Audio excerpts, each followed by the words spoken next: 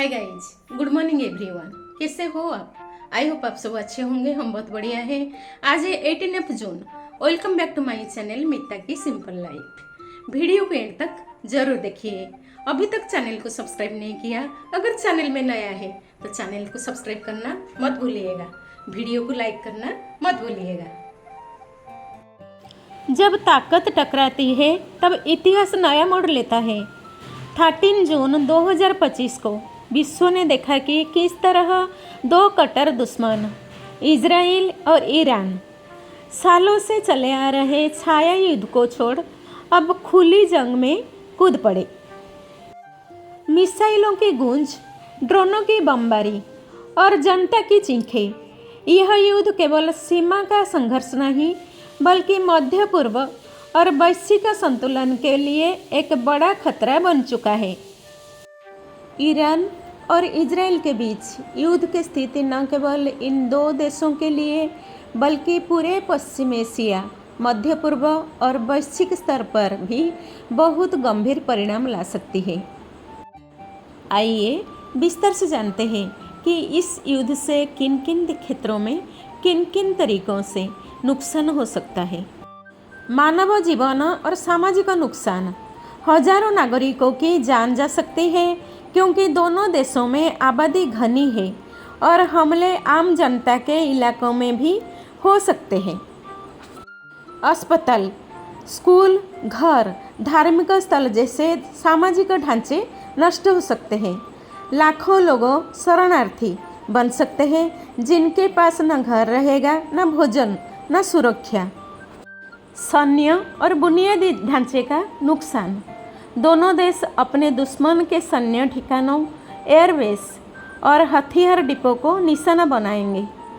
इससे बुनियादी ढांचे जैसे airport, power plant, railway line और पुल पूरी तरह बर्बाद हो सकते हैं।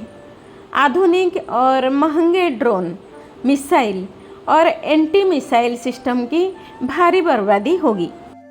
आर्थिक नुकसान। युद्ध की वजह से तेल और गैस की कीमतें वैश्विक स्तर पर बढ़ेगी क्योंकि ईरान एक बड़ा तेल उत्पादक देश है। इजराइल और ईरान की अर्थव्यवस्था डिफेंस पर खर्च के कारण बुरी तरह प्रभावित होगी।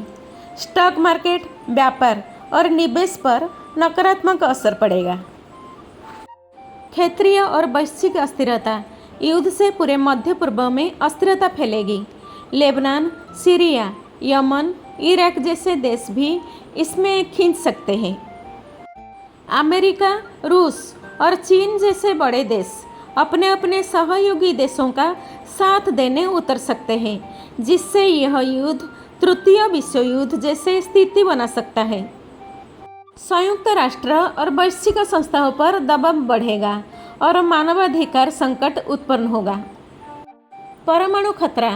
ईरान और इजराइल दोनों देशों के पास परमाणु क्षमता है या उस दिशा में काम कर रहे हैं।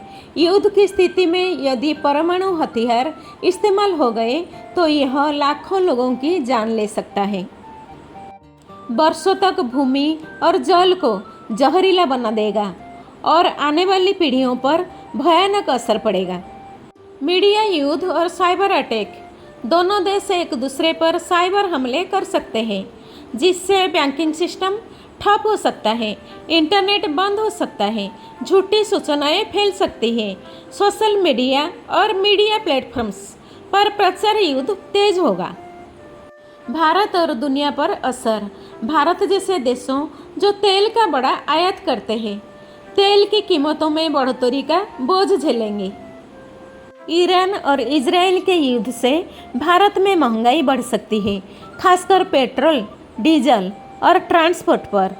भारतीय प्रवासियों की सुरक्षा जो ईरान, इजराइल या खाड़ी देशों में रहते हैं, खतरे में पड़ सकती है। अंतर्राष्ट्रीय व्यापारों और कूटनीति में तनाव बढ़ेगा। ईरान और इजराइल के बीच युद्ध न केवल इन दो देशों के लिए विनाशकारी होगा बल्कि यह पूरे विश्व के लिए गंभीर संकट खड़ा कर सकता है। यह युद्ध यदि बढ़ता है तो इसका असर मानवता, पर्यावरण, अर्थव्यवस्था और वैश्विक शांति पर पड़ेगा।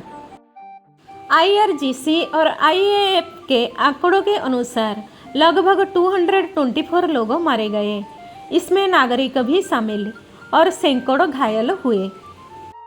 इजराइल ने मासाद के जरिए ड्रोन और गुप्त अभियानों के माध्यम से पेंट बनाई, जिससे अहम रडार और मिसाइल साइट बेअसर कर दी गई। मूल हमलों से पहले इंफ्रास्ट्रक्चर क्षतिग्रस्त कर देने में मदद मिली। ईरान ने 150 से अधिक बैलिस्टिक मिसाइल और 100+ ड्रोनों के साथ जबरदस्त जवाबी हमला किया। हालांकि आयरन ड्रोन और अन्य एयर डिफेंस सिस्टम ने कई को रोक लिया, फिर भी कई मिसाइल तलबियों तक पहुंची और 22 लोग घायल हुए। ईरानी परमाणु सुविधाओं के पास की परिस्थितियां तनाव को और बार अपराध की वैश्विक चिंता के केंद्र में ला रही है। इजराइल ईरान युद्ध जून 2025 का सबसे बड़ा टकराव है, जिसमें वर्तमान घटनाओं, राजनीतिक परिप्रेक्ष्य और संभावित भविष्य का संपूर्ण विश्लेषण शामिल है। ईरान और इजराइल के बीच संघर्ष जारी है। ईरानी अधिकारियों एक ह्यूमन राइट समूह के हवाले से बताया है कि ईरान पर इजराइल हमलों में 585 लोग मारे गए हैं और 1326 अन्य घायल हुए हैं। इजराइल और ईरान के बीच संघर्ष छठे दिन भी जारी है। इसी बीच जानकारी आ रही है कि चीन ने ईरान और इजराइल से अपने 700 नागरिकों को सुरक्षित निकाला लिया है। बुधवार को IDF ने बताया है कि इजरायली रक्षा बलों ने ईरान की रिफाइनरीज और सैन्य कमांड पर हमला कर उन्हें तबाह कर दिया है। आज ज़रूरत है युद्ध नहीं, संवाद की, वरना यह आग हर उस देश को छू लेगी जो अब तक दूर खड़ा तमाशा दिख रहा है। आज का वीडियो आपको कैसा लगा कमेंट में ज़रूर बताइए। आज के ब्लॉग में बस इतना ही, मिलते हैं आपसे नेक्स्ट ब्लॉग में। Till then like share subscribe to my channel. Lots of love, take care, bye bye.